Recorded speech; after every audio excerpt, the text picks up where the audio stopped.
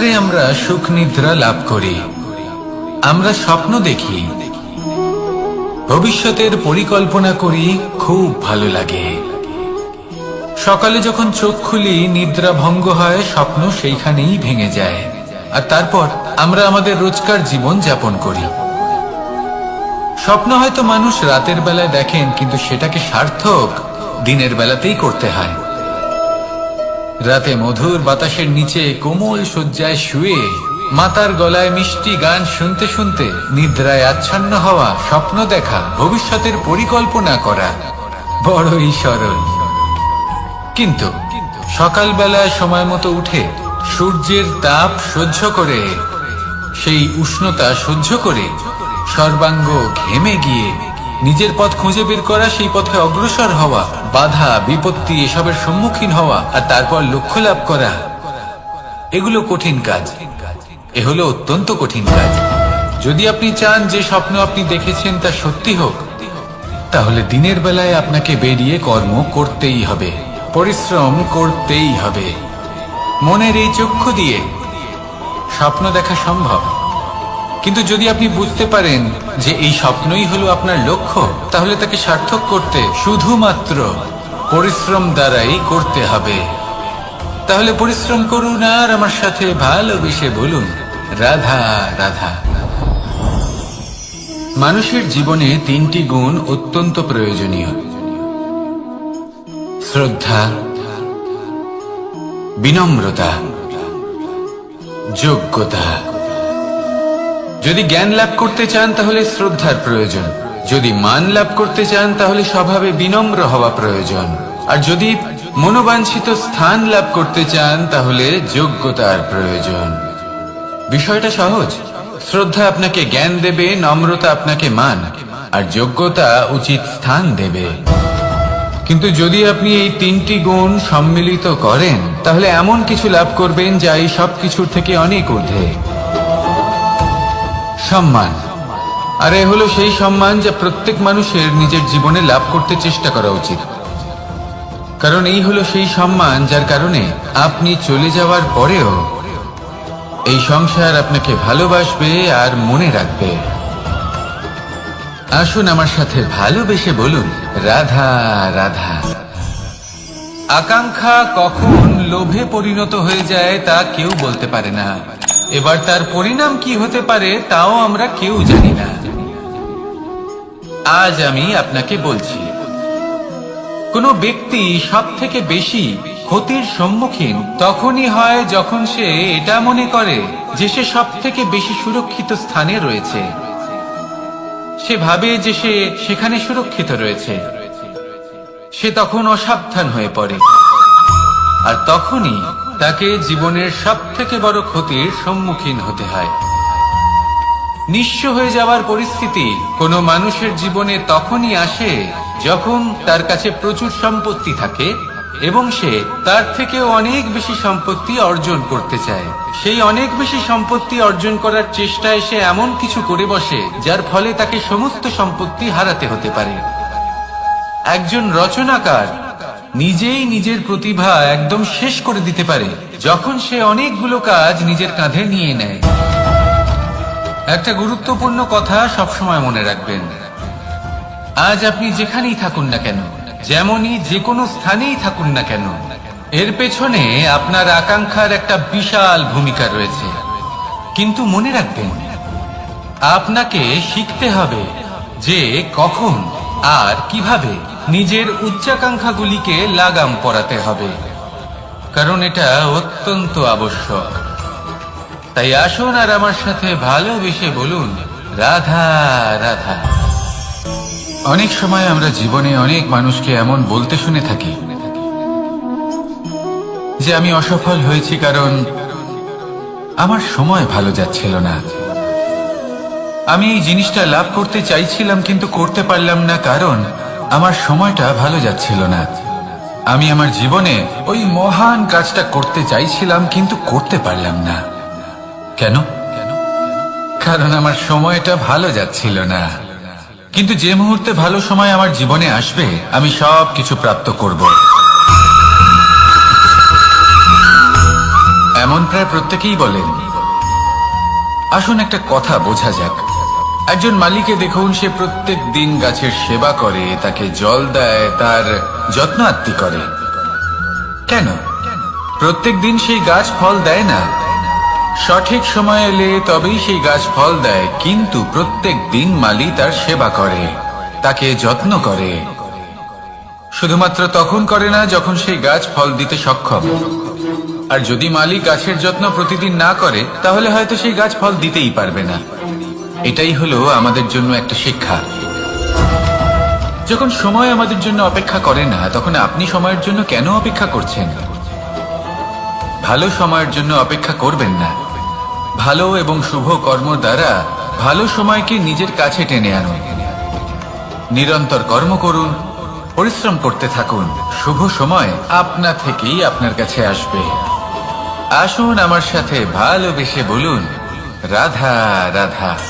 মানুষের এই সংসারে জীবনযাপন করার জন্য কিছু জিনিসের প্রয়োজন পড়ে। এমন কিছু আবেগ, এমন কিছু বস্তু আছে যেগুলো তার প্রয়োজন হয়। কিন্তু সব থেকে বেশি যে জিনিসটা তার প্রয়োজন হয় সেটা হলো সম্মানে। আমাদের ভালো লাগে যখন কেউ আমাদের সম্মান করে। আমরা কাউকে সম্মান করলে তারও সেটা ভালো লাগে। কিন্তু আপনি দেখবেন যে সংসারে বেশিরভাগ মানুষ দুটি মাপদণ্ডের ভিত্তিতে সম্মান করেন।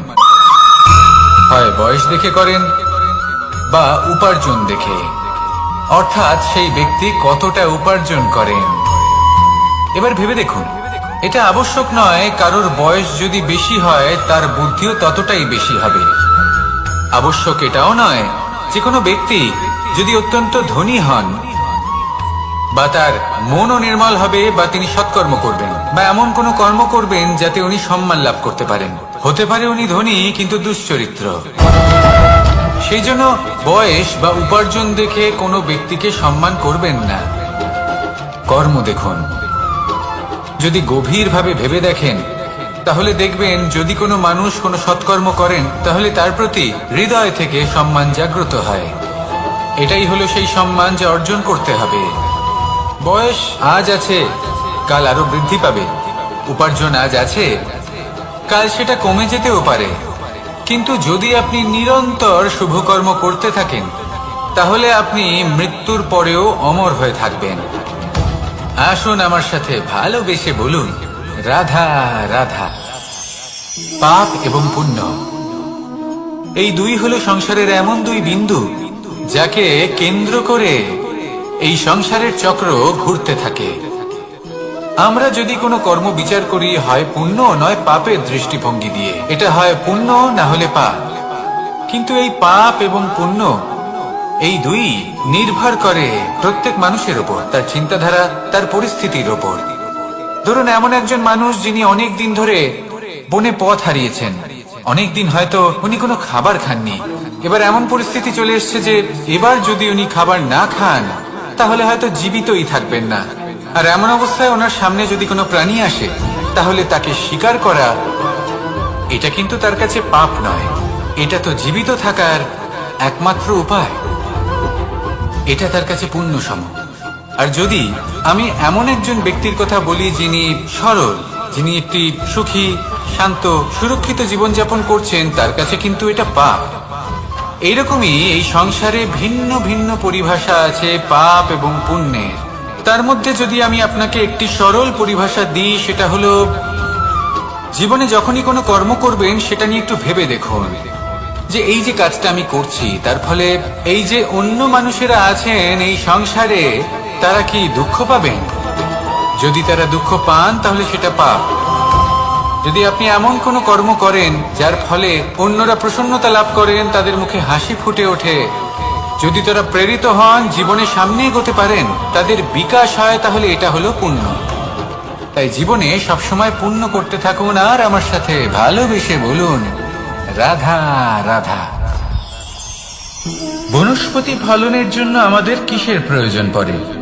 একটু ধরিত্রীর, একটু পরিশ্রমের আর একটা বীজের। এবার যদি মানুষের কথা বলি তাহলে এখানে ধরিত্রী হলো মানুষের এই জীবন, যেখানে মানুষ নিজের ইচ্ছের ফল ফুল ফলন করতে চায়। পরিশ্রম হলো আমাদের কর্ম, আর বীজ হলো আমাদের নির্বাচন। আমাদের বেছে নিতে হবে যে আমরা কি বপন করব, আম নাকি খনি মনসা। এর মধ্যে আমরা কি পেতে চাই? রসালো ফলের ফলন চাই নাকি কাঁটার ফলন চাই, তা আমাদের উপর নির্ভরশীল। কিন্তু একটা কথা ঠিক, লক্ষ্য যেমনই হোক না কেন, জীবন যেমনই হোক না কেন, যদি আপনি লক্ষ্যের দিকে এগোতে থাকেন তাহলে কর্মের সাথে খামখেয়ালি আচরণ করতে পারবেন না।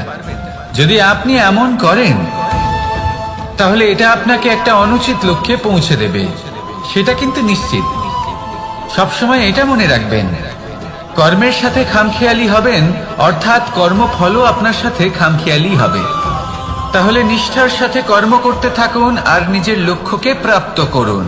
আর আমার সাথে ভালোবেসে বলুন, রাধা রাধা। অগ্নি চতুর্থ তত্ত্ব, সব থেকে বেশি গুরুত্বপূর্ণ কিন্তু তার থেকেও বেশি ভয়াবহ। কখনো অগ্নিকে নিয়ন্ত্রিত রূপে উনুনে জ্বলতে দেখেছেন? এই অগ্নি আমাদের খাবার বানাতে সাহায্য করে, যা আমাদের শক্তি প্রদান করে। কিন্তু এই অগ্নি যখন বিচলিত হয়ে, অনিয়ন্ত্রিত হয়ে কোন বনের আগুন হয়ে ওঠে, তখন মহা বিনাশ ঘটে যায়। আপনারই অন্তরের ঊর্জা হলো এই অগ্নি। এটা আপনার শক্তিও, আপনার ক্রোধ। একে ব্যবহার কিভাবে করবেন তা আপনারই হাতে।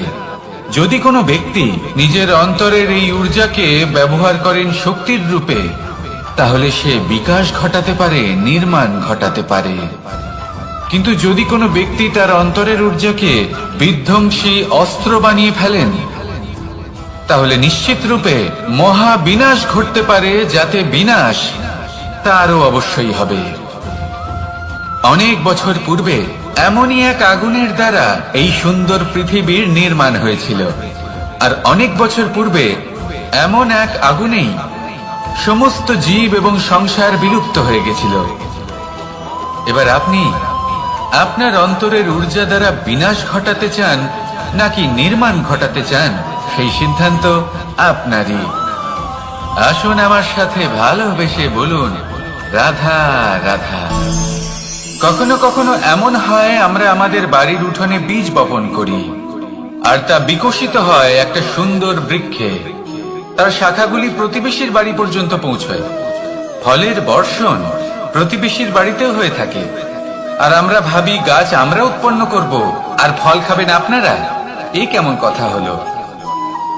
আপনাকে এই কথা বুঝতে হবে যে এসব হলো ভৌতিক বস্তু, সাংসারিক বস্তু। কখনো নিজের বাড়ির বাগানে ভালোবাসার গাছ বপন করে দেখুন। তার শাখাও প্রতিবেশীর বাড়ি পর্যন্ত পৌঁছবে, ফলের বর্ষণ সেখানেও হবে। কিন্তু সেই ফল চাইতে আপনাকে যেতে হবে না, সেই ফল দ্বিগুণ মাত্রায় আবার আপনার কাছেই ফিরে আসবে। তাই নিজের বাড়িতে আর নিজের মনে ভালোবাসার গাছ উৎপন্ন করুন। এই জীবন প্রসন্ন হয়ে বলবে, রাধা রাধা।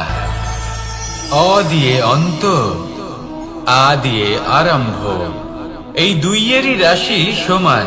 যদি আপনি মন দিয়ে দেখেন তবে দেখবেন এদের সম্পর্ক খুবই নিবিড়। কিভাবে?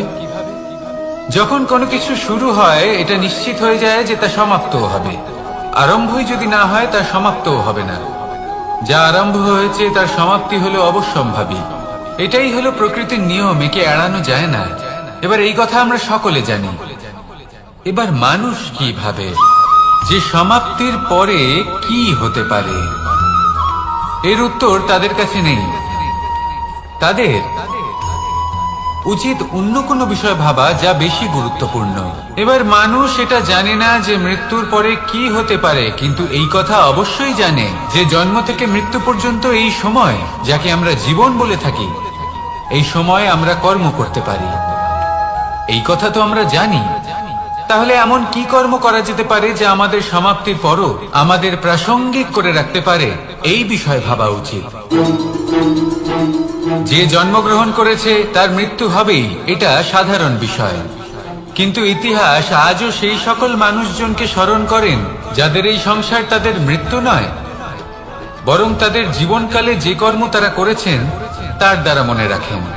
সেই কর্মের কারণে এই সংসারে তাদের নাম, তাদের কর্ম, তাদের ব্যক্তিত্ব, তাদের কীর্তি অমর হয়ে থাকে এবং থাকবে। আপনার কাছে এতটা সময় নেই যতটা আপনার মনে হচ্ছে আপনার কাছে আছে। সেই জন্য যত শীঘ্র সম্ভব শ্রেষ্ঠ কর্ম করুন, যতটা পারবেন ততটা অধিক সুকর্ম করুন।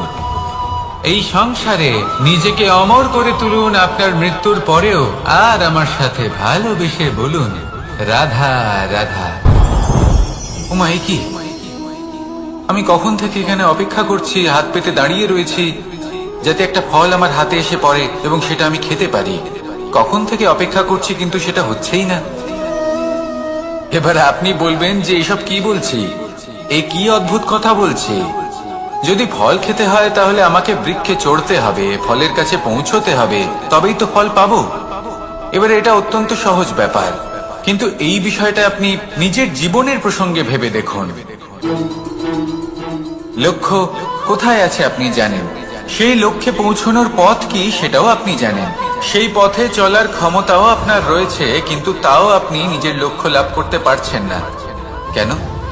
কারণ আপনি অপেক্ষা করছেন যে লক্ষ্য আপনার সামনে চলে আসবে, কিন্তু তা হয় না। লক্ষ্য সে যাই হোক না কেন, ধন হোক, প্রেম হোক, কোনো সম্মান হোক বা মোক্ষ হোক, যদি আপনি তার দিকে অগ্রসর না হন তাহলে ফল প্রাপ্তি অসম্ভব ব্যাপার, তা কোনোদিনই হবে না। সেই জন্য আপনার চোখের সামনে আপনি যদি নিজের লক্ষ্যকে দেখতে পান তাহলে উঠুন এবং সেই দিকে অগ্রসর হতে শুরু করুন। নিজের অন্তরের সকল অশুভ গুণ দূর করুন, অলসতা ত্যাগ করুন, অজ্ঞানতা ত্যাগ করে দিন এবং চলতে থাকুন। অবশ্যই মনোবাঞ্ছিত ফল লাভ করতে পারবেন। মনে রাখবেন, চলতে থাকলে তবেই লক্ষ্য প্রাপ্তি হবে। অপেক্ষার দ্বারা শুধুমাত্র মৃত্যু লাভ হবে। আসুন আমার সাথে ভালোবেসে বলুন রাধা রাধা। পাখি কখন জন্ম নেয়, কখন উড়তে শেখে, কখন বাসা বানাতে শেখে, কখন নিজের মৃত্যু লাভ করে, এসব আমাদের মধ্যে কেউ জানি না। কিন্তু পাখি একটা কথা খুব ভালো করে জানে, যে এই সংসারে ও যা কিছুই করুক না কেন, এই সংসারে ওকে নিয়ে কিচ্ছু যায় আসে না। এবার আমরা কি করি? কোনো কাজ করার আগে আমরা এটা ভাবি যে এই সংসার যদি আমাকে দেখে ফেলে তাহলে কে জানে এই সংসার কি ভাববে, আমার প্রতিচ্ছবি কেমন তৈরি হবে কে জানে, কে জানে কি হবে আদি ইত্যাদি। এই সব ভাবনায় আমরা মগ্ন হয়ে যাই। কিছুটা এমন ভাবে মগ্ন হই যে বর্তমানের কর্মের এই জীবনের যাত্রাপথে সেই সময়ের আনন্দ উপভোগ করতে ভুলে যাই। এবার দেখুন একটা পাখি কি করে, ওর কর্ম হলো গান গেয়ে চলা। ওই পাখি গেয়ে চলে, কেউ ওর গান শুনুক বা না শুনুক, কেউ আদৌ শুনছে কিনা সেই বিষয়টা নিয়ে সেই পাখির কিছুই যায় আসে না। সেই পাখি নিজের কর্ম করতে থাকে। হয়তো সেই জন্যই আপনি কখনো কোনো পাখিকে কাঁদতে দেখবেন না। এরকমই আপনাকে নিজেকে গড়ে তুলতে হবে। প্রথমে নিজেকে জিজ্ঞেস করুন, এই যে কর্ম আমি করতে চলেছি সেটা কি উচিত? যদি আপনার মনে হয় সেটা উচিত তাহলে সেটা প্রমাণ করুন। এটা ভাববেন না যে এই সংসার কি ভাববে। আসুন আর আমার সাথে ভালোবেসে বলুন রাধা। বনের মধ্যে যদি আপনি কোনো বিষাক্ত সাপ দেখেন তাহলে কি করবেন? আপনি তখনই তার থেকে দূরে পালাতে চেষ্টা করবেন। আর এটা কেন করবেন? নিজের রক্ষার্থে। এই কথা আমি নয় মেনে নিলাম, কিন্তু নিজের জীবনে এটা করেন না কেন? আপনি যেখানেই যান, যে স্থানেই যান না কেন, প্রত্যেক সময় প্রত্যেক মুহূর্তে এমন বিষাক্ত সাপ আপনি অবশ্যই খুঁজে পাবেন। আর সেই সাপ নয় যাদের আপনি বনে খুঁজে পাবেন, এরা হলো সেই সাপ যা আপনাকে পাপ করতে বাধ্য করবে। আপনার অন্তরের বাসনা, ক্রোধ, অহংকার, লোভ, ঈর্ষা এদের বৃদ্ধি ঘটাবে। দেখুন, বনের এই সাপ আপনাকে একবার ছেড়ে দিতেও পারে, ছোবল নাও মারতে পারে, কিন্তু এই যে পাপরূপী সাপ আছে তা অবশ্যই ছোবল মারবে। কর্ম যদি করেন তাহলে অবশ্যই ফল পাবেন। সেই জন্য যখনই কোথাও যাবেন, যদি এমন কাউকে দেখেন, যদি এমন কিছু দেখেন যে আপনাকে পাপ করতে বাধ্য করছে, তাহলে সেই মুহূর্তে সেখান থেকে পালিয়ে যান। যেমন বনের সাপ দেখে আপনি পালাতে থাকেন। সৎকর্মের রক্ষা অত্যন্ত আবশ্যক। আসুন আর আমার সাথে ভালোবেসে বলুন, রাধা রাধা। যদি কোনো সিংহ বানরের মতো গাছে চড়তে চেষ্টা করে তাহলে কি হবে? একটা মাছ যদি মাটিতে হাঁটতে চেষ্টা করে তাহলে কি হবে? তারা বিফলই হবে। কিন্তু এরকম কেন হয়? তার কারণ হলো প্রকৃতির রচনা কিছুটা এরকম। এখানে প্রত্যেকটি ব্যক্তিকে, প্রত্যেকটি প্রাণীকে আলাদা আলাদা গুণের অধিকারী করা হয়েছে এবং সকলকে একটা সীমাও প্রদান করা হয়েছে। এবার এই যে বৃক্ষ, পশু, পাখি, এদের মধ্যে সেই ক্ষমতাই নেই যে এরা নিজেদের যাচাই করতে পারবে, নিজেদের সীমাগুলো বুঝতে পারবে, নিজেদের সদ্গুণগুলো চিনতে পারবে। এরা সেটা করতে পারবে না। কিন্তু মানুষ তো আলাদা। মানুষের কাছে সেই বিশেষ শক্তি আছে যে তারা পূর্ণরূপে নিজেদের যাচাই করতে পারবে, নিজেকে পূর্ণরূপে বুঝতে পারবে, নিজের দোষ, নিজের অপগুণ, নিজের সদ্গুণ, নিজেদের সীমাগুলো তারা বুঝতে পারবে। আর এটা অত্যন্ত গুরুত্বপূর্ণ। কথায় আছে যে যদি সাফল্য লাভ করতে হয় তাহলে নিজেকে যাচাই করে নিতে হবে। তাই নিজেকে যাচাই করুন, নিজের সাথে পরিচিত হয়ে যান এবং জীবনে কর্ম করতে থাকুন। সাফল্যের শিখরে অবশ্যই পৌঁছে যাবেন। আর ওখানে যদি যান তাহলে এই মন প্রসন্ন হয়ে অবশ্যই বলবে, রাধা রাধা। অন্ধকারাচ্ছন্ন রাত্রি যদি এসে থাকে তাহলে আলোকিত প্রকাশ নিয়ে সূর্যও অবশ্যই আসে। রোগ যদি এসে থাকে তাহলে তার ওষুধও অবশ্যই আসে। সমস্যা যদি আসে তাহলে সেই সমস্যার সমাধানও নিজে থেকেই আমাদের কাছে চলেই আসে। এই সংসার, এই জীবনের শুধুমাত্র একটাই নিয়ম আছে, আর তা হলো এটাই, এই সংসার হলো একটা চক্রের মতো। এতে শাশ্বত বলে কিছু নেই, নিত্য বলে কিছু নেই। আর যা কিছুই রয়েছে সব বদলাতে চলেছে। যদি আপনার জীবনে দুঃখ থাকে, সমস্যা থাকে, যদি আপনি বিপদ দ্বারা আচ্ছন্ন, তাহলে মনে রাখবেন সবকিছু বদলে যেতে চলেছে। দুঃখের সময় কাঁদবেন না, মনকে আরো দুঃখী করে তুলবেন না, কারণ এখানে যা কিছুই এসেছে তা যাওয়ার জন্যই এসেছে। তাহলে এত চিন্তা কিসের? আনন্দ সহকারে জীবন যাপন করুন আর আমার সাথে ভালোবেসে বলুন, রাধা রাধা। রাত্রিবেলায় যখন আলোকিত জোনাকিদের দেখেন তখন মন প্রসন্ন হয়ে ওঠে। এদের দেখতে খুবই সুন্দর লাগে। আর এমন ঠিক কেন হয়? প্রথম হলো এটাই যে রাতের বেলায় চতুর্দিক অন্ধকারাচ্ছন্ন থাকে। এমত অবস্থায় যদি আমরা কোথাও একটু প্রকাশ দেখি তাহলে সেটাই আশার কিরণের ন্যায় মনে হয়। সেই প্রকাশই আমাদের মন প্রসন্ন করে তোলে। আর সেই জন্য যে সকল মানুষ রাতের বেলায় কোনো জোনাকি দেখতে পান তারা প্রসন্ন হয়ে যান। এবার কখনো কখনো জীবনে আমাদের মনে হয় যে চতুর্দিকে শুধুমাত্র অন্ধকারই হয়ে আছে। প্রত্যেকেরই তা কখনো মনে হয়। আর তখনই আমাদের নিরাশ হলে চলবে না, আমাদের দুঃখী হলে চলবে না। সেই সময় আমাদের খুঁজতে হবে নিজেদের আশেপাশে, চতুর্দিকে, আর কোথাও না কোথাও আমরা প্রকাশ অবশ্যই দেখতে পাবো, আশার একটা কিরণ অবশ্যই দেখতে পাবো। কেউ এমন একটা কর্ম করেন যেটা দেখে আমরা প্রেরিত হয়ে যাই। আর এমন কোন কর্ম যদি আপনারা করেন তাহলে সেই কর্ম আপনার মনকে প্রসন্ন ভাব, আনন্দ এবং ভালোবাসা দ্বারা ভরিয়ে তুলবে। আপনার অন্তরে সেই অন্ধকারের অন্ত করবে, দুঃখেরও অন্ত করবে। আর এই মন প্রসন্ন ভাব নিয়ে বলবে, রাধা রাধা। মনুষ্য জীবনের সব থেকে বেশি গুরুত্বপূর্ণ বিষয় হলো মনের একাগ্রতা। এই সংসারের যে কটি মহান কার্য সম্পাদন হয়েছে তা হলো মনের এই একাগ্রতার একমাত্র ফল। আপনি অবশ্যই দেখে থাকবেন অনেক ছোট বড় নদী যা বয়ে চলে তাদের সামনে একটা বাঁধ নির্মাণ করা হয় সেই সব নদীর জল সঞ্চয় করতে। বাঁধ হয়ে গেলে প্রয়োজন মতো বা মনের ইচ্ছে মতো তাকে ব্যবহার করা সম্ভব। এবার এটাই আমাদের মনের সাথেও সম্ভব। আমাদের মনের একাগ্রতা আজকের দিনে দাঁড়িয়ে বিভিন্ন ধরনের বিকার, ক্রীড়া এবং ভোগের মধ্যে ভাগ হয়ে গেছে। একে একত্রিত করতে হবে, একটা বাঁধ নির্মাণ করতে হবে, কর্মের বাঁধ। আপনাকে শুধু এটাই করতে হবে, যেটা উচিত কর্ম সেটাই করুন, যেটা অনুচিত কর্ম সেটা করা থেকে নিজেকে বিরত রাখুন। ব্যাস, এই কাজটাই আপনি করতে থাকুন, করতে থাকুন। মনের মধ্যে একাগ্রতার বাঁধ নির্মাণ করুন। আর একবার যদি তা নির্মাণ হয়ে যায় তাহলে যখন চাইবেন, যেখানে চাইবেন, যতটা চাইবেন একাগ্রতা প্রয়োগ করতে পারবেন। আর একবার যদি আপনি এটা শিখে যান তাহলে এই সংসারকে বদলে ফেলার মতো কাজ আপনি করতে পারবেন, সমাজকে শোধরাবার মতো কাজ করতে পারবেন। তাহলে এই মনকে একাগ্র করুন আর আমার সাথে ভালোবেসে বলুন, রাধা রাধা।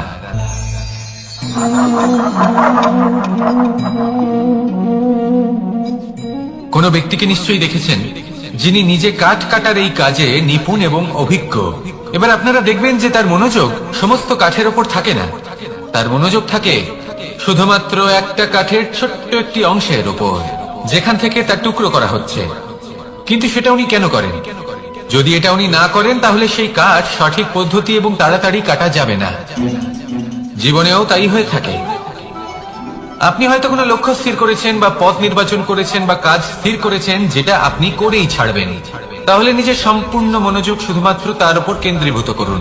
যদি আপনার মন এদিক ওদিক তাকাতে থাকে, অস্থির হয়ে পড়ে, বিচলিত হয়ে পড়ে, যদি তা হয়ে থাকে তাহলে আপনি অবশ্যই অসফল হবেন।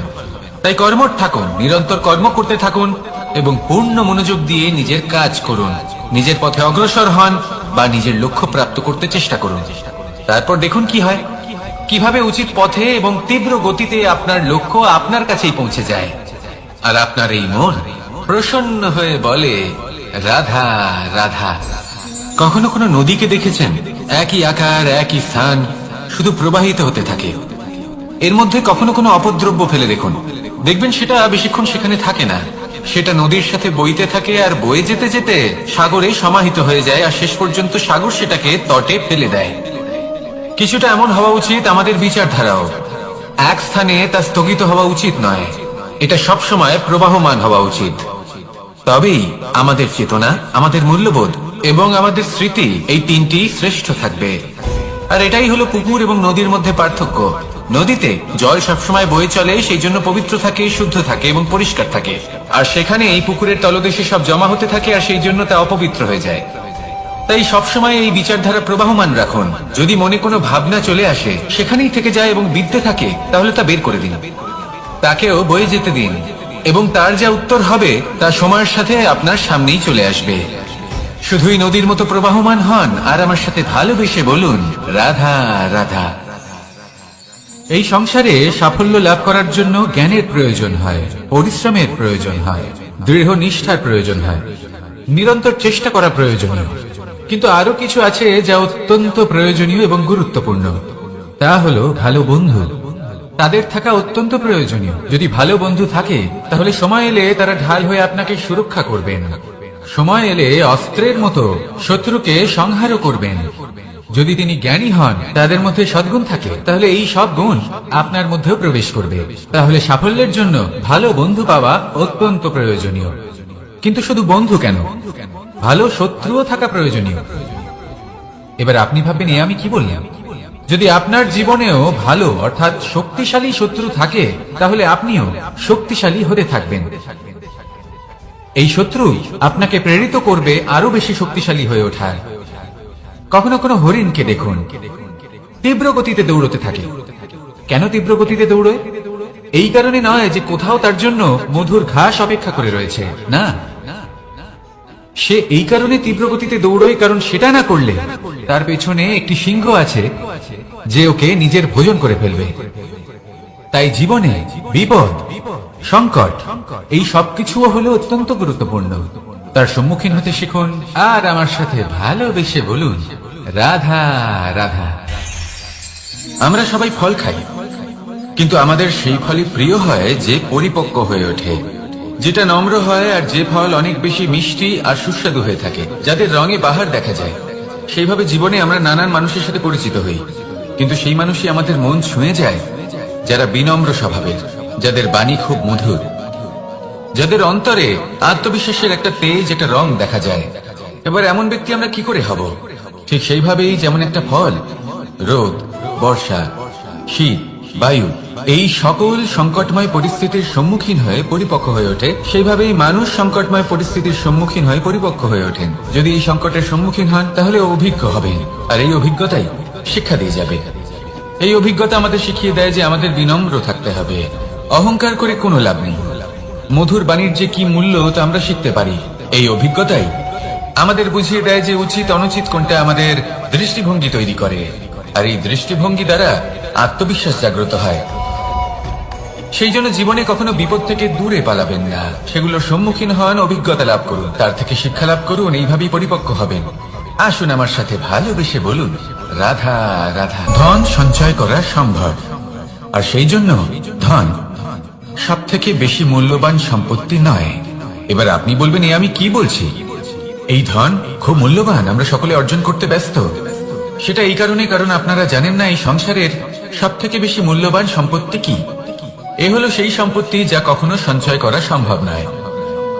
আপনার কাছে যতই ধন থাকুক তা দিয়ে আপনি স্বাস্থ্য লাভ করতে পারেন, বাড়ি কিনতে পারেন, আদি ইত্যাদি, কিন্তু আপনি যতই ধনী হন না কেন, ফেলে আসা দিনের একটা মুহূর্ত আপনি লাভ করতে পারবেন না। এই একটা মুহূর্ত, এই সময়, এটাই হলো সংসারের সব থেকে মূল্যবান সম্পত্তি। একবার চলে গেলে তা কখনোই ফিরে আসে না। আর এই মুহূর্ত যতই চলে যাক না কেন, আমরা স্মৃতির মাধ্যমে সেগুলি যাপন করতে পারি, তার আনন্দ উপভোগ করতে পারি। আর যার সাথে আমরা সময় অতিবাহিত করেছি তার স্মৃতিতে আমরা চিরকাল জীবিত থাকতে পারি। সেই জন্য সময় সব থেকে মূল্যবান সম্পত্তি, তাকে এইভাবে নষ্ট করবেন না।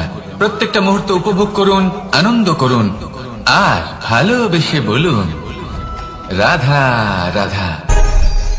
কনক, কি সুন্দর একটা শব্দ। এর অনেকগুলো রূপ রয়েছে, অনেকগুলো অর্থ রয়েছে। প্রথম অর্থ হলো স্বর্ণ, অর্থাৎ সম্পত্তি।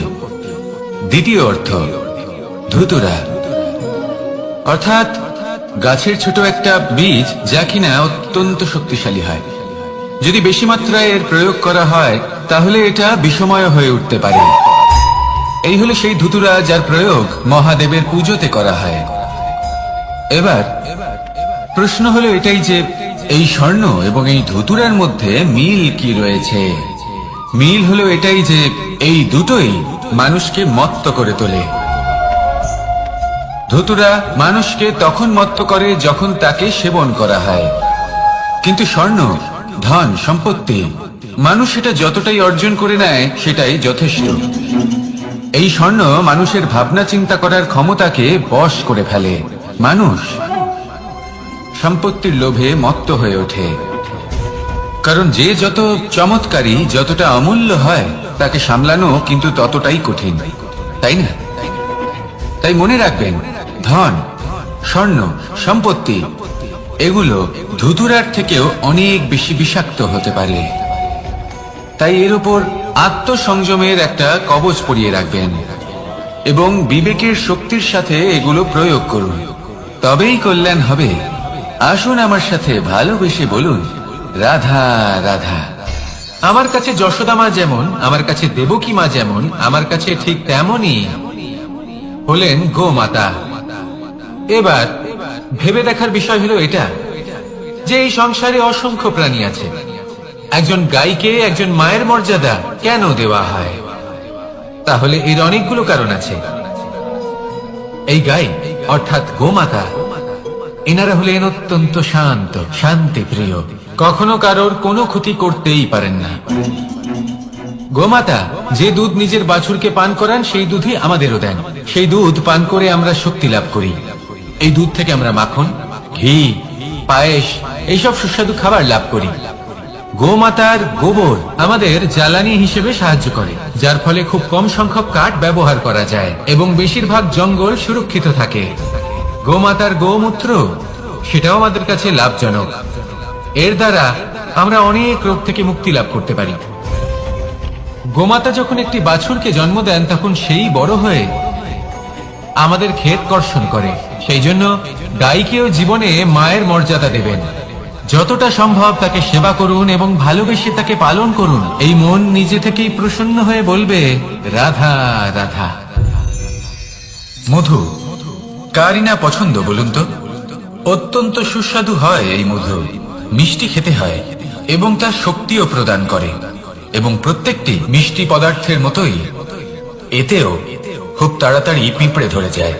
অন্যদিকে যদি নুনকে দেখি তাহলে বছরের পর বছর রাখলেও এতে পিঁপড়ে ধরে না। এবার যদি কথা বলি বন্ধুত্বের, তাহলে বন্ধুত্ব নুনের মতো হওয়া উচিত, মধুর মতো নয়। যারা সামনে এলে শুধুমাত্র মধুর মধুর কথা বলবে, পরে এতে পিঁপড়ে ধরে যাবে। এটা নুনের মতো হওয়া উচিত। প্রকৃত বন্ধু হলো সে যে সময় এলে পরে আপনার সামনে আপনার প্রকৃত সত্য তুলে ধরবে, তা সে যতই কঠিন হোক না কেন। আপনার দোষ, আপনার অপগুণ, আপনার খামতি আপনাকে বলতে পারবে, যাতে আপনি সেগুলো শুনে মেনে নিয়ে তারপর নিজেকে শুধরোতে পারেন।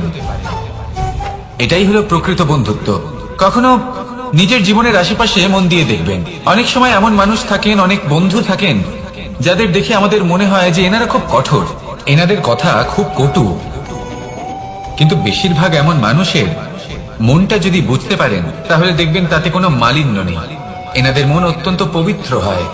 যদি আপনার জীবনেও এমন কোনো ব্যক্তি থেকে থাকে, এমন বন্ধু থাকে, তাহলে তাদের আগলে রাখুন আর আমার সাথে ভালোবেসে বলুন, রাধা রাধা।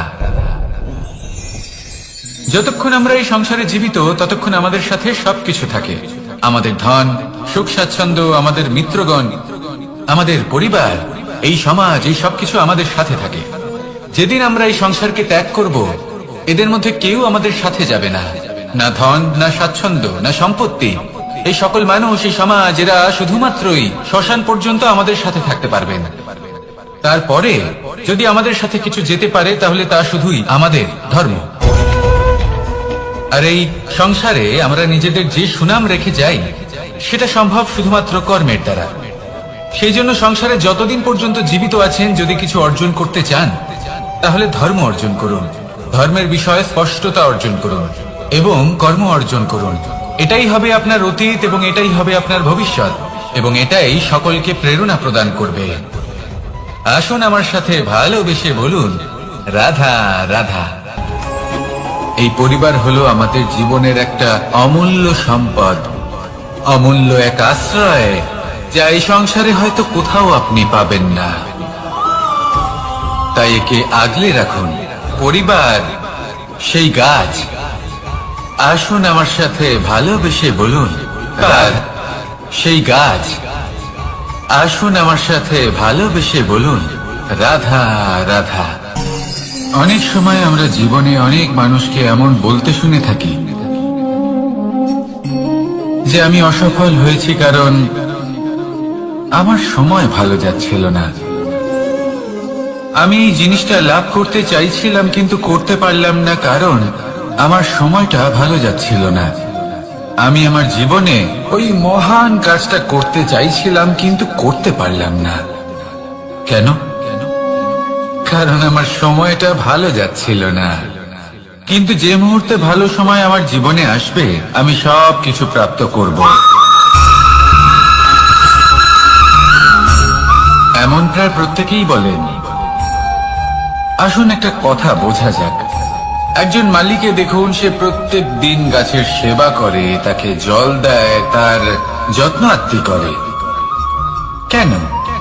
প্রত্যেক দিন সেই গাছ ফল দেয় না, সঠিক সময় এলে তবেই সেই গাছ ফল দেয়, কিন্তু প্রত্যেক দিন মালি তার সেবা করে, তাকে যত্ন করে। শুধুমাত্র তখন করে না যখন সেই গাছ ফল দিতে সক্ষম। আর যদি মালি গাছের যত্ন প্রতিদিন না করে তাহলে হয়তো সেই গাছ ফল দিতেই পারবে না। এটাই হলো আমাদের জন্য একটা শিক্ষা। যখন সময় আমাদের জন্য অপেক্ষা করে না, তখন আপনি সময়ের জন্য কেন অপেক্ষা করছেন? ভালো সময়ের জন্য অপেক্ষা করবেন না। ভালো এবং শুভ কর্ম দ্বারা ভালো সময়কে নিজের কাছে টেনে আনুন। নিরন্তর কর্ম করুন, পরিশ্রম করতে থাকুন, শুভ সময় আপনা থেকেই আপনার কাছে আসবে। আসুন আমার সাথে ভালোবেসে বলুন, রাধা রাধা। একে বালি বলুন, মাটি বলুন বা ধুলো বলুন, এ দিয়ে কত কিছু করা সম্ভব। এ দিয়ে আপনি নিজের বাসস্থান নির্মাণ করতে পারেন, প্রাচীর গড়ে তুলতে পারেন, অট্টালিকা নির্মাণ করতে পারেন। কিন্তু যদি এই বালিকে আপনি মুষ্টিবদ্ধ করে রাখতে চান, তাহলে তা হাত থেকে ফসকে যাবে। আপনি কখনোই একে মুষ্টিবদ্ধ করতে পারবেন না। এরকমই হয় আমাদের জীবন, আর এরকমই হয় সময়। এই মুষ্টিবদ্ধ করা বালির মতো। সময়কে আমরা বাধা দিতে পারবো না, আটকেও রাখতে পারবো না। এ হলো প্রবাহমান। জন্ম থেকে মৃত্যু পর্যন্ত এই যে সময়, তা খুবই সীমিত। আর এই সময় আমরা যেটাই করি তার দ্বারাই আমাদের মূল্য নির্ধারিত হয়। আর এই সংসার থেকে চলে যাওয়ার পরেও এই সংসার এই সব কর্মের জন্যই আমাদের মনে রাখে। তাই যদি আপনি এটা ভাবেন যে আজ যে কর্ম করার ছিল আমি না হয় কাল করে নেব, কাল আমার লক্ষ্যে পৌঁছানোর কথা ছিল আমি পরশু পৌঁছবো, না, এই সময় খুব মূল্যবান, একে নষ্ট করবেন না। এই সময়কে সদ্ব্যবহার করুন, মহান হবার পথে অগ্রসর হন।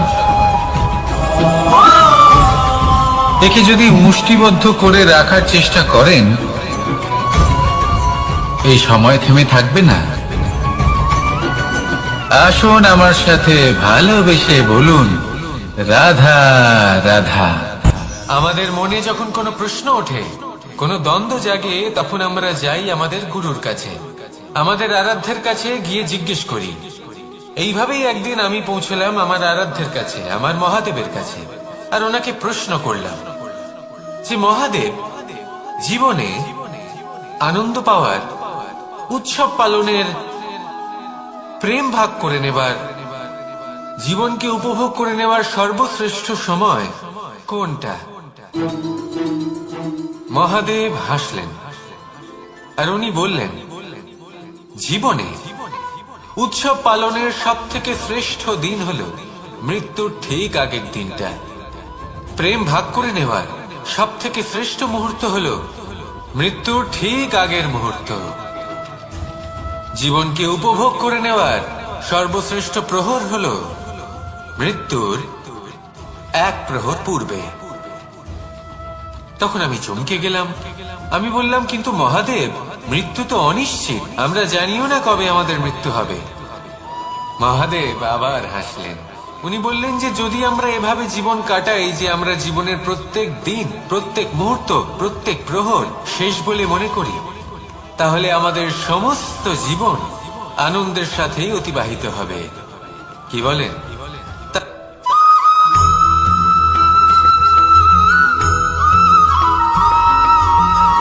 এই সংসারে কোন বস্তু হোক বা ব্যক্তি হোক, তার একার গুরুত্ব কিন্তু খুব বেশি নয়।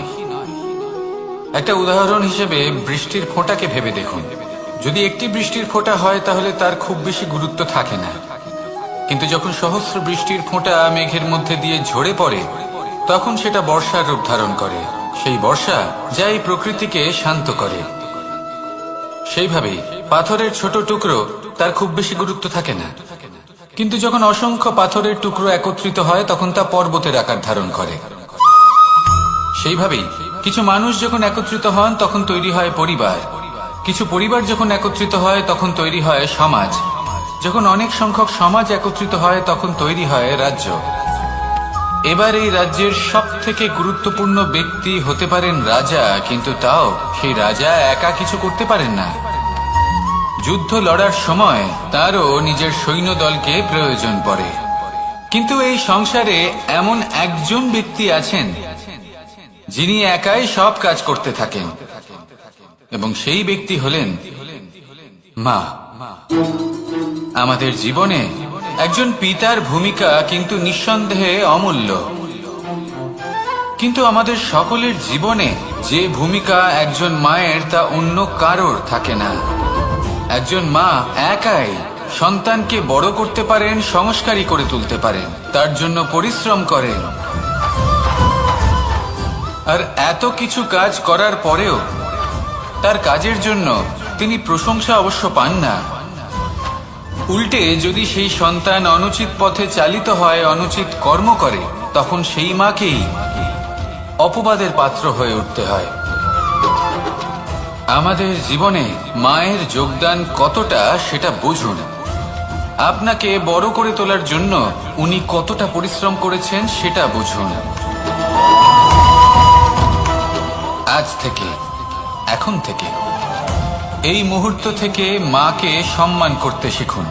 যখন সময় পাবেন, যখন সুযোগ হবে, তখন তার প্রশংসা করুন, ওনারও ভালো লাগবে। আর মায়ের এই মমতার জন্য, তার এই ভূমিকার জন্য আসুন সবাই মিলে আমরা তাকে প্রণাম করি আর সকলে মিলে ভালোবেসে বলি, রাধা রাধা।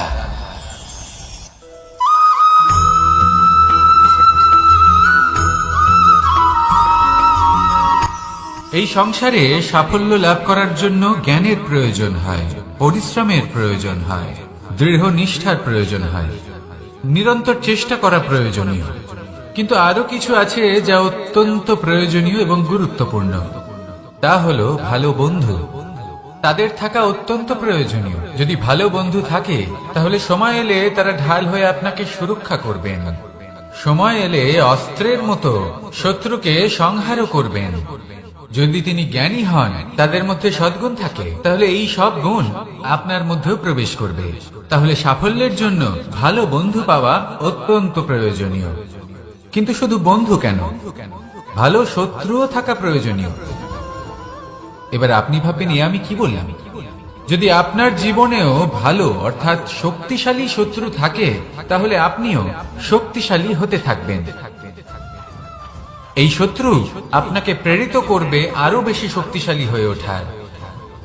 কখনো কোনো হরিণকে দেখুন, তীব্র গতিতে দৌড়তে থাকে। কেন তীব্র গতিতে দৌড়য়? এই কারণে নয় যে কোথাও তার জন্য মধুর ঘাস অপেক্ষা করে রয়েছে, না। সে এই কারণে তীব্র গতিতে দৌড়য় কারণ সেটা না করলে তার পেছনে একটি সিংহ আছে যে ওকে নিজের ভোজন করে ফেলবে। তাই জীবনে বিপদ, সংকট, এই সবকিছুও হলো অত্যন্ত গুরুত্বপূর্ণ। তার সম্মুখীন হতে শিখুন আর আমার সাথে ভালোবেসে বলুন, রাধা রাধা।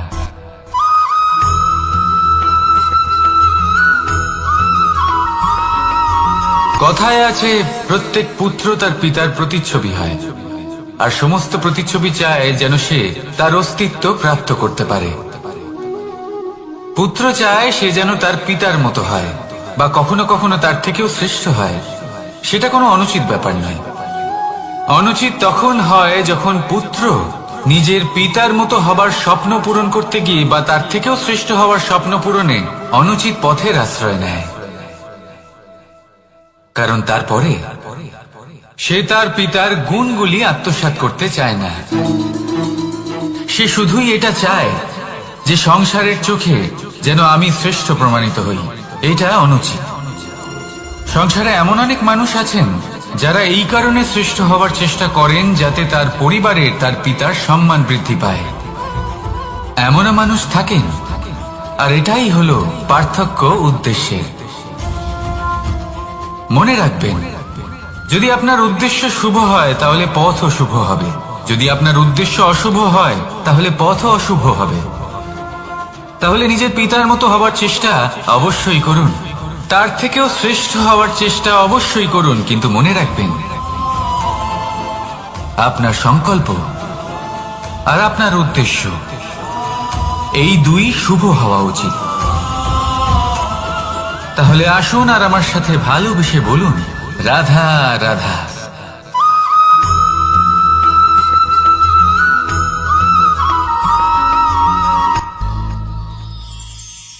শিশিরের বিন্দু পাতার ওপর পড়ে আর তার গায়ে লেগে থাকে। পাতা তাকে শুষে নিতে পারে না, আর শেষ পর্যন্ত সে ঝরে পড়ে যায়। অন্যদিকে রয়েছে মেঘ এবং চাতক। এদের মধ্যে অনেক দূরত্ব থাকে। মেঘ থাকে আকাশে আর চাতক থাকে ধরিত্রীতে। কিন্তু যখন এই মেঘ থেকে বৃষ্টি ঝরে পড়ে, এই চাতক কিন্তু সেই জলই পান করে, নয়তো সে তৃষ্ণার্ত থেকে যায়। এবার অন্যদিকে দেখলাম শিশির বিন্দু আর পাতার এই সম্পর্ক। এরা খুব কাছাকাছি থাকে, ঘনিষ্ঠও থাকে। অন্যদিকে রয়েছে মেঘ এবং চাতকের সম্পর্ক, যাদের মধ্যে অনেক দূরত্ব থাকা সত্ত্বেও তারা খুব ঘনিষ্ঠ, তাই না? এই সারমর্ম খুব সরল। এই নৈকট্য, এই দূরত্ব, তা আপনার সম্পর্কে প্রভাব কিছুতেই ফেলতে পারে না। এই নৈকট্য, এই দূরত্ব, এসব হলো শুধুমাত্র মনের ব্যাপার। কখনো আপনি অনুভব করেছেন আপনি কারোর থেকে অনেক অনেক দূরে আছেন, অনেক দূরে আছেন, তাও সেই ব্যক্তির প্রতি আপনি টান অনুভব করেন। সেখানে আপনি কারোর সাথে প্রত্যেক দিন অতিবাহিত করেন, সমস্ত জীবন অতিবাহিত করেন, সব থেকে বেশি সময় তার সাথে অতিবাহিত করেন, তাও তার প্রতি সেই টান অনুভব করেন না। এই সংকেত হলো মনের দূরত্বের। তাহলে মনের এই দূরত্ব দূর করুন আর আমার সাথে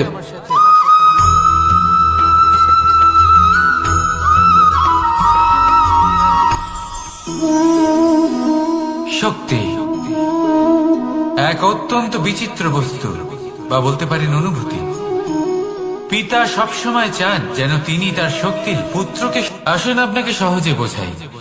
যদি আপনি সুপাত্র হন আর আপনাকে শক্তি দেওয়া হয়, তাহলে আপনি সেই শক্তির গুরুত্ব বুঝবেন, কোথায় সেই শক্তি প্রয়োগ করা উচিত সেটা বুঝবেন। আর এটা যেহেতু অর্জন করা শক্তি হবে, সেই শক্তির অপব্যবহার হবে না। কিন্তু যদি এই আপনি কুপাত্র হন আর যদি আপনাকে এই শক্তি দেওয়া হয়, তাহলে কি হবে? দেখতে গেলে এই শক্তি আপনি দান হিসেবে পেয়েছেন, তাই না আপনি এই শক্তির গুরুত্ব বুঝবেন আর না এর প্রয়োগ আপনি জানবেন। তার অপব্যবহার হওয়া সুনিশ্চিত। তাই যদি আপনি কোনো শক্তি অর্জন করতে চান, তাহলে আগে তার যোগ্য হয়ে উঠুন। পুত্র নয়, পাত্র হয়ে উঠুন। আর আমার সাথে ভালোবেসে বলুন, রাধা রাধা।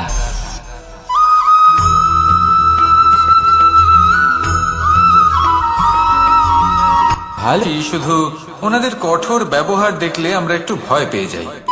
এবার ওনাদের এই কঠোর ব্যবহার আমাদের ভালো না লাগলেও অত্যন্ত আবশ্যক, কারণ মাতার থেকে আমরা যে শক্তি লাভ করি তা যেন নিয়ন্ত্রণ হারিয়ে বিধ্বংসী না হয়ে ওঠে।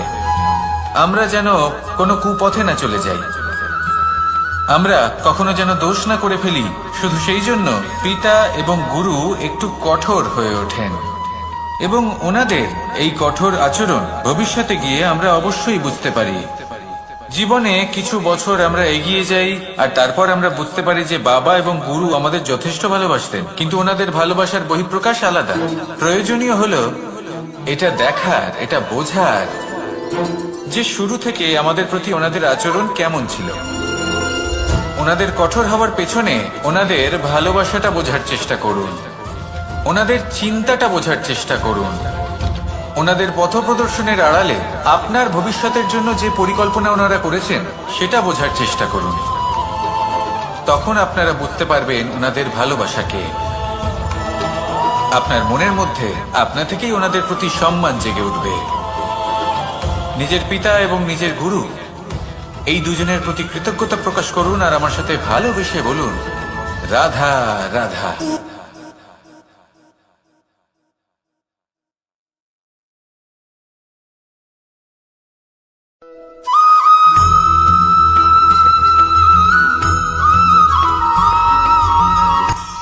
কখনো কোনো বাগানের কোনো বৃক্ষকে দেখেছেন যেখানে সুগন্ধি ফুল থাকে, রসালো ফল থাকে?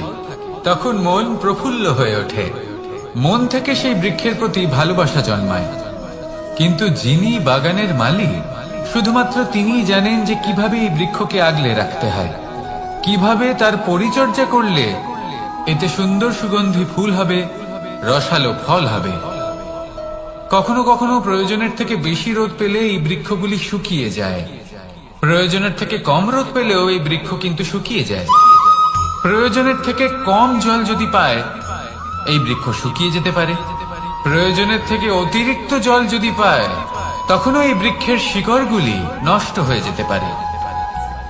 এবার এটাই কিন্তু আমাদের সংসারের সাথেও হয়।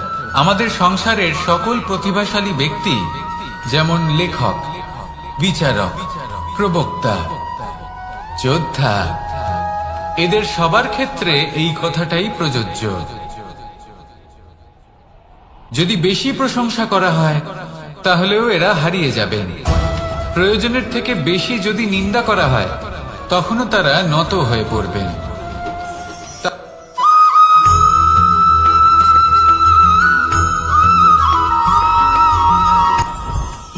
জীবনে কিছু শেখা অত্যন্ত গুরুত্বপূর্ণ।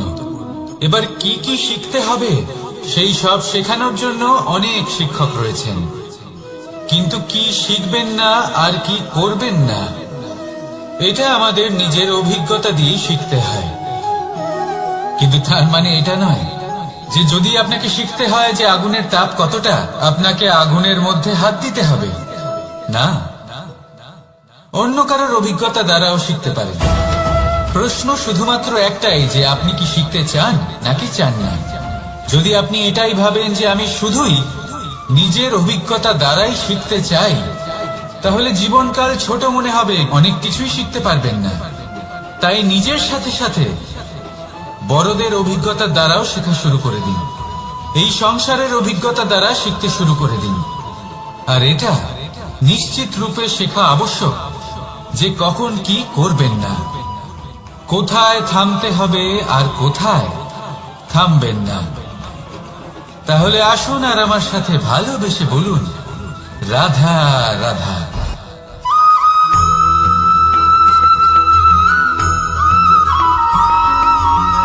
এই সংসারে সব থেকে বেশি কোমল বস্তু হলো রেশম। এই রেশম এতটাই কোমল হয় যে এর পুরো একটা থান শুধুমাত্র একটা হাতে ধরা সম্ভব। কখনো ভেবে দেখেছেন এই রেশম কিভাবে হয়? একটি কীট তার লালার দ্বারা উৎপন্ন হয়। এই কীট সেই রেশমকে পাক দিতে থাকে, পাক দিতেই থাকে আর আস্তে আস্তে তার মধ্যেই জড়িয়ে পড়ে। শেষে ওর এই সুন্দর অমূল্য সৃষ্টি রেশমের এই সুতো তার নির্মাণ কার্য পূর্ণ হয়, কিন্তু তাতেই ও নিজে বন্দী হয়ে যায়। নিজেরই মায়াজালের এই বন্দী গৃহে নিজেই ফেঁসে যায়। এবার এই সুতোকে ব্যবহারযোগ্য করে তোলার জন্য এই কীটগুলিকে এই কবচের সাথেই ফুটন্ত জলে ফেলে দেওয়া হয়। এই সংসারে যদি আমাদের স্বপ্ন এই সংসারের দুঃখ হরণ করার জন্য, এই সংসারে সুখ বিতরণ করার জন্য হয়, তবেই আমাদের প্রগতি সম্ভব। যদি আমাদের এই স্বপ্ন শুধুই আমাদের এবং আমাদের স্বার্থ সিদ্ধির জন্য হয়, তাহলে এই স্বপ্ন আমাদের অন্ধ করে দেবে, আমাদের অন্ধকারের পথে নিয়ে যাবে, আর আমরাও সেই কীটের মতো হয়ে যাব। নিজেদেরই মায়াজালে আমরা নিজেই ফেঁসে যাব, আর শেষে আমরা যদি কিছু লাভ করি তা হবে একাকিত্ব, অন্ধকারময় মৃত্যু।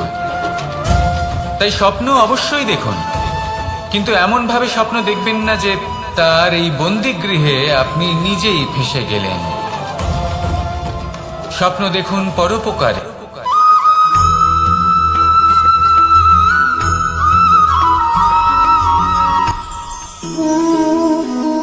শক্তি এক অত্যন্ত বিচিত্র বস্তু, বা বলতে পারেন অনুভূতি। পিতা সবসময় চান যেন তিনি তার শক্তি পুত্রকে। আসুন আপনাকে সহজে বোঝাই। যদি আপনি সুপাত্র হন আর আপনাকে শক্তি দেওয়া হয়, তাহলে আপনি সেই শক্তির গুরুত্ব বুঝবেন, কোথায় সেই শক্তি প্রয়োগ করা উচিত সেটা বুঝবেন। আর এটা যেহেতু অর্জন করা শক্তি হবে, সেই শক্তির অপব্যবহার হবে না। কিন্তু যদি এই আপনি কুপাত্র হন আর যদি আপনাকে এই শক্তি দেওয়া হয়, তাহলে কি হবে? দেখতে গেলে এই শক্তি আপনি দান হিসেবে পেয়েছেন, তাই না আপনি এই শক্তির গুরুত্ব বুঝবেন আর না এর প্রয়োগ আপনি জানবেন। তার অপব্যবহার হওয়া সুনিশ্চিত। তাই যদি আপনি কোনো শক্তি অর্জন করতে চান, তাহলে আগে তার যোগ্য হয়ে উঠুন, পুত্র নয় পাত্র হয়ে উঠুন। আর আমার সাথে ভালোবেসে বলুন, রাধা রাধা।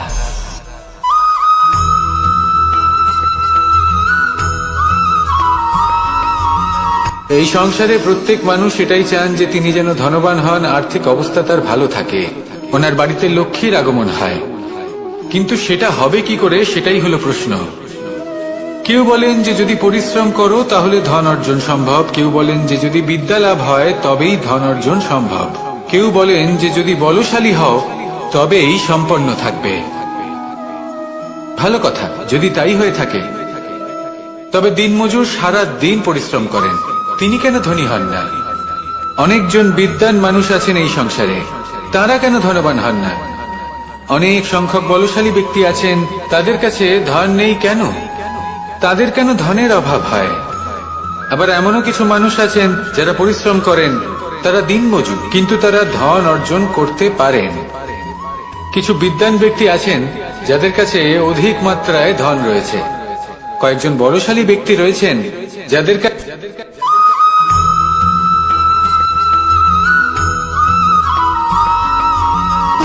সুখ, দুঃখ এবং শক্তি, এই তিন হলো এই সংসারের ত্রিদেবের মতো।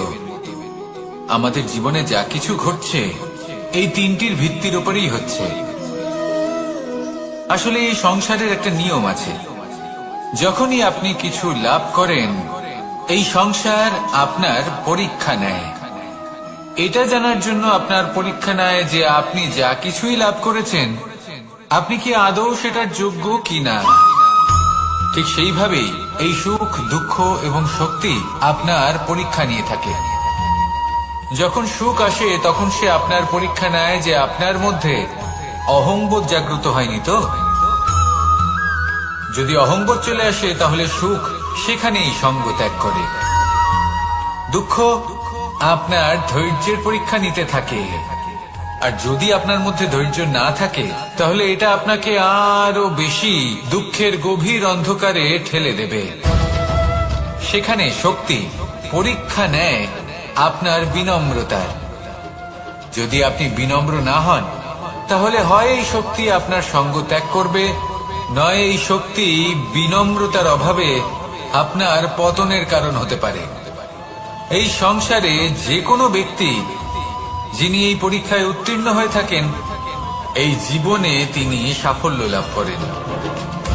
আসুন আমার সাথে ভালোবেসে বলুন, রাধা রাধা।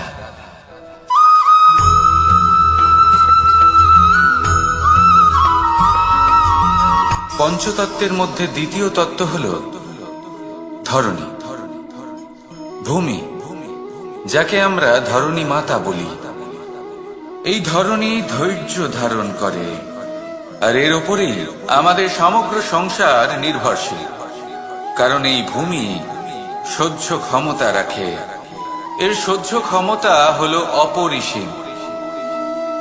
সন্তান যতই আঘাত প্রদান করুক না কেন প্রেম পূর্বক সহ্য করে, আর তার বদলে অমূল্য রত্ন প্রদান করে। সন্তান যদি হাল চালায় তাহলে তার বদলে তাকে অন্ন প্রদান করে। এটাই হলো ধরণী। এবার এর থেকে আমরা কি শিক্ষা পেতে পারি? এটাই যে কারোর জন্য কিছু করা বা কাউকে কিছু দেওয়া মনে কোনো কামনা ছাড়াই। আর এই কথাটা বুঝে যান, যদি কারোর জন্য কামনা না রেখে বা কোনো পাওয়ার আশা না রেখে কারোর জন্য কিছু করেন বা কারোকে কিছু দেন, যদি এটা আপনি শিখতে পারেন তবে আপনি ভালোবাসতে শিখে গেছেন। আর সেই জন্যই এই ধরিত্রীকে মাতা বলা হয়। কারণ মাতা শুধু উনি নন যিনি গর্ভে সন্তানকে ধারণ করেন, মাতা তো উনিও যিনি জীবন বাঁচতে শেখান, যিনি জীবন বাঁচার উদাহরণ প্রদান করেন। তাহলে ধরণীর থেকে এই নিঃস্বার্থ ভাব শিখুন, নিঃস্বার্থ ভালোবাসা শিখুন, আর এই ভালোবাসার সাথেই বলুন, রাধা রাধা।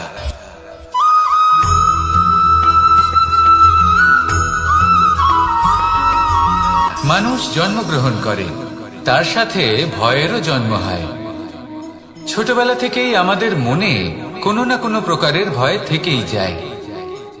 কেউ এই বিষয়ে ভয় পায় যে তার কোনো বস্তু তার থেকে দূরে চলে যাবে, কেউ এই বিষয়ে ভয় পায় যে আমি নিজেকে হারিয়ে ফেলব, কেউ এই ভেবে ভয় পায় যে আমার প্রিয়জনেরা তারা যেন আমার থেকে দূরে না চলে যায়, কেউ এই ভেবে ভয় পায় যে আমরা যেন পথ না হারিয়ে ফেলি, আদি ইত্যাদি। কিন্তু সত্যি কথা বলতে ভেবে দেখুন এই ভয় বাস্তবে কি? শুধুই একটা মনোস্থিতি, আর কিছুই নয়। যা কিছু আপনি জীবনে পেয়েছেন তা একদিন আপনাকে হারাতে হবে। এই জীবন হলো আপনারই, কিন্তু তাও একদিন সমাপ্ত হবে। তাই ভয় পেয়ে কি লাভ? এই ভয় শুধু আপনাকে জীবন যাপন করা থেকে বাধা দিচ্ছে, আর কিচ্ছু নয়। পথ হারিয়ে ফেললেই বুঝতে পারবেন যে নতুন পথ কিভাবে বানাতে হয়। কিছু মানুষকে জীবন থেকে হারালে তবেই আপনি বুঝবেন যে আপনার আপনজনকে। এই ভয়ের কারণে ভীত হয়ে থাকবেন না। এই তারা নক্ষত্র অন্ধকারের অভাবে গুরুত্ব হারায়। শিবকেও মহাদেব হবার জন্য বিষ পান করতে হয়েছিল। প্রত্যেক পরিস্থিতি, প্রত্যেক সাফল্য আপনার পরীক্ষা নেবে।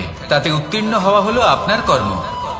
যখনই আপনি ভয় পাবেন বা সংকটের সম্মুখীন হবেন, তখন সাহসের সাথে তার সম্মুখীন হন। মনে রাখবেন, যে সম্মুখীন হতে জানে, সাফল্য তার সাথে সবসময় থাকে।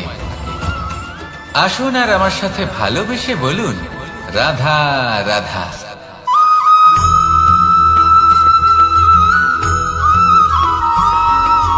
জীবনে অগ্রসর হওয়ার জন্য আমাদের কাকে প্রয়োজন হয়? মাতা পিতা, বন্ধু, প্রেম, সাহায্য, অর্থ, পরিশ্রম, আশা। ভিন্ন ভিন্ন মানুষ ভিন্ন ভিন্ন বিকল্প চয়ন করে। যদি আমি আপনাকে বলি, তাহলে জয় আর পরাজয়ের মন্ত্র দুটো শব্দের উপর নির্ভর করে, মেনে নেওয়া আর দৃঢ় হওয়া। যদি মেনে নেন, তাহলে হেরে যাবেন। যদি দৃঢ় হন, তাহলে নিশ্চিত রূপে জয়ী হবেন।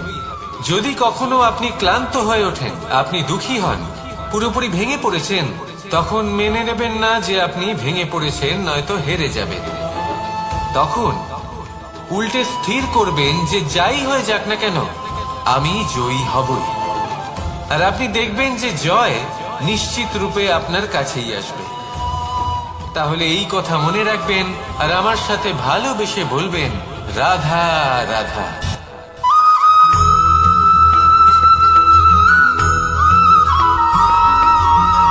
এই সংসারে কোনো বস্তু হোক বা ব্যক্তি হোক, তার একার গুরুত্ব কিন্তু খুব বেশি নয়। একটা উদাহরণ হিসেবে বৃষ্টির ফোঁটাকে ভেবে দেখুন। যদি একটি বৃষ্টির ফোঁটা হয়, তাহলে তার খুব বেশি গুরুত্ব থাকে না। কিন্তু যখন সহস্র বৃষ্টির ফোঁটা মেঘের মধ্যে দিয়ে ঝরে পড়ে, তখন সেটা বর্ষার রূপ ধারণ করে। সেই বর্ষা যাই প্রকৃতিকে শান্ত করে। সেইভাবেই পাথরের ছোট টুকরো, তার খুব বেশি গুরুত্ব থাকে না। কিন্তু যখন অসংখ্য পাথরের টুকরো একত্রিত হয়, তখন তা পর্বতের আকার ধারণ করে। সেইভাবেই কিছু মানুষ যখন একত্রিত হন, তখন তৈরি হয় পরিবার। কিছু পরিবার যখন একত্রিত হয়, তখন তৈরি হয় সমাজ। যখন অনেক সংখ্যক সমাজ একত্রিত হয়, তখন তৈরি হয় রাজ্য। এবার এই রাজ্যের সব থেকে গুরুত্বপূর্ণ ব্যক্তি হতে পারেন রাজা, কিন্তু তাও সেই রাজা একা কিছু করতে পারেন না। যুদ্ধ লড়ার সময় তারও নিজের সৈন্যদলকে প্রয়োজন পড়ে। কিন্তু এই সংসারে এমন একজন ব্যক্তি আছেন, যিনি একাই সব কাজ করতে থাকেন, এবং সেই ব্যক্তি হলেন মা। আমাদের জীবনে একজন পিতার ভূমিকা কিন্তু নিঃসন্দেহে অমূল্য। কিন্তু আমাদের সকলের জীবনে যে ভূমিকা একজন মায়ের, তা অন্য কারোর থাকে না। একজন মা একাই সন্তানকে বড় করতে পারেন, সংস্কারী করে তুলতে পারেন, তার জন্য পরিশ্রম করেন। আর এত কিছু কাজ করার পরেও তার কাজের জন্য তিনি প্রশংসা অবশ্য পান না। উল্টে যদি সেই সন্তান অনুচিত পথে চালিত হয়, অনুচিত কর্ম করে, তখন সেই মাকেই অপবাদের পাত্র হয়ে উঠতে হয়। আমাদের জীবনে মায়ের যোগদান কতটা, সেটা বুঝুন। আপনাকে বড় করে তোলার জন্য উনি কতটা পরিশ্রম করেছেন, সেটা বুঝুন। আজ থেকে, এখন থেকে, এই মুহূর্ত থেকে মাকে সম্মান করতে শিখুন। যখন সময় পাবেন, যখন সুযোগ হবে, তখন তার প্রশংসা করুন। ওনারও ভালো লাগবে। আর মায়ের এই মমতার জন্য, তার এই ভূমিকার জন্য আসুন সবাই মিলে আমরা তাকে প্রণাম করি, আর সকলে মিলে ভালোবেসে বলি, রাধা রাধা।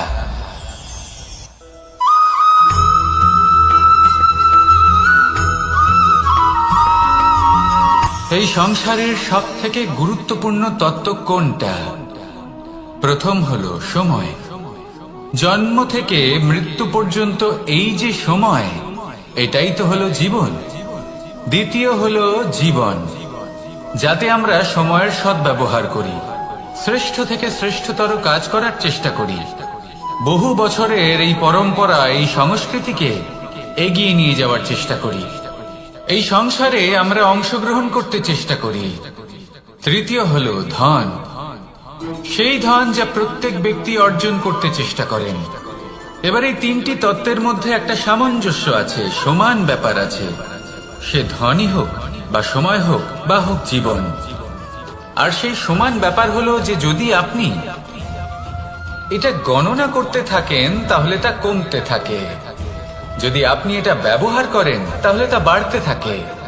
একে সংগঠিত করে রাখতে চেষ্টা করলে এ হাত থেকে ফসকে যায়, কিন্তু যদি আপনি একে সামলে রাখতে শিখে যান তাহলে এমন কাজ করবেন যাতে সংসারের সাথে সাথে পরবর্তী প্রজন্ম লাভবান হবে। যদি কিছু শিখতে চান তাহলে সামলাতে শিখুন, গণনা করা বা সংগঠিত করা নয়। আসুন আর আমার সাথে ভালোবেসে বলুন, রাধা রাধা।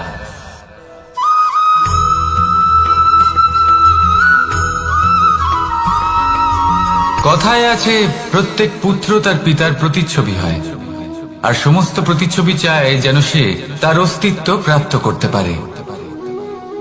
পুত্র চায় সে যেন তার পিতার মতো হয় বা কখনো কখনো তার থেকেও শ্রেষ্ঠ হয়। সেটা কোনো অনুচিত ব্যাপার নয়। অনুচিত তখন হয় যখন পুত্র নিজের পিতার মতো হবার স্বপ্ন পূরণ করতে গিয়ে বা তার থেকেও শ্রেষ্ঠ হওয়ার স্বপ্ন পূরণে অনুচিত পথের আশ্রয় নেয়। কারণ তারপরে সে তার পিতার গুণগুলি আত্মসাৎ করতে চায় না। সে শুধুই এটা চায় যে সংসারের চোখে যেন আমি শ্রেষ্ঠ প্রমাণিত হই। এটা অনুচিত। সংসারে এমন অনেক মানুষ আছেন যারা এই কারণে শ্রেষ্ঠ হওয়ার চেষ্টা করেন যাতে তার পরিবারের তার পিতার সম্মান বৃদ্ধি পায়। এমনও মানুষ থাকেন, আর এটাই হলো পার্থক্য উদ্দেশ্যের। মনে রাখবেন, যদি আপনার উদ্দেশ্য শুভ হয় তাহলে পথও শুভ হবে, যদি আপনার উদ্দেশ্য অশুভ হয় তাহলে পথও অশুভ হবে। তাহলে নিজের পিতার মতো হবার চেষ্টা অবশ্যই করুন, তার থেকেও শ্রেষ্ঠ হওয়ার চেষ্টা অবশ্যই করুন, কিন্তু মনে রাখবেন আপনার সংকল্প আর আপনার উদ্দেশ্য এই দুই শুভ হওয়া উচিত। তাহলে আসুন আর আমার সাথে ভালোবেসে বলুন, রাধা রাধা।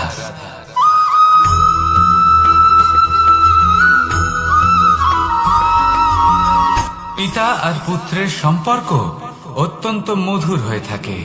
পিতা স্বপ্ন দেখেন, তাকে পূর্ণ করার সকল সম্ভাব্য চেষ্টা করেন, কিন্তু তাও অনেক সময় ওনার স্বপ্ন অপূর্ণ থেকে যায়। তখন পিতা ভাবেন যে স্বপ্ন উনি পূর্ণ করতে পারেননি ওনার সন্তান তা অবশ্যই পূরণ করবে। যে স্থানে উনি কখনো পৌঁছতে পারেননি সেই স্থানে ওনার পুত্র অবশ্যই পৌঁছবে। পিতা নিজের সন্তানের ভবিষ্যৎ নিয়ে সেই স্বপ্ন দেখেন, আর যখন সেই সন্তান সামনে এগোতে থাকে তখন তার দুঃখ হয় না, বরং গর্ব হয়। ওনার ভালো লাগে এটা দেখে যে ওনার সন্তান অনেক উন্নতি করছে। কিন্তু যখন সন্তান নিজের অভিভাবকের শক্তি দেখে, তার যশ দেখে হিংসা করতে থাকে, সমস্যা সেইখানেই শুরু হয়। সেই জন্য সকল সন্তানকে এটা মনে রাখতে হবে, দেখুন, পুত্র হবার সুবাদে, এক সন্তান হবার সুবাদে এটা হলো আপনার অধিকার যে আপনি আপনার পিতার থেকে বেশি উন্নতি করবেন। আপনার পিতাও এটাই চান, কিন্তু সুস্থভাবে এটা করুন। একটা রেখা টেনে নিন যাতে আপনি তাতে এগোতে পারেন আর আপনার পিতার তাতে গর্ববোধ হয়, আর সেই বিষয়ে দুঃখ না হয় যে আমার সন্তান আমাকেই ছোট করার চেষ্টা করছে। ইতিহাস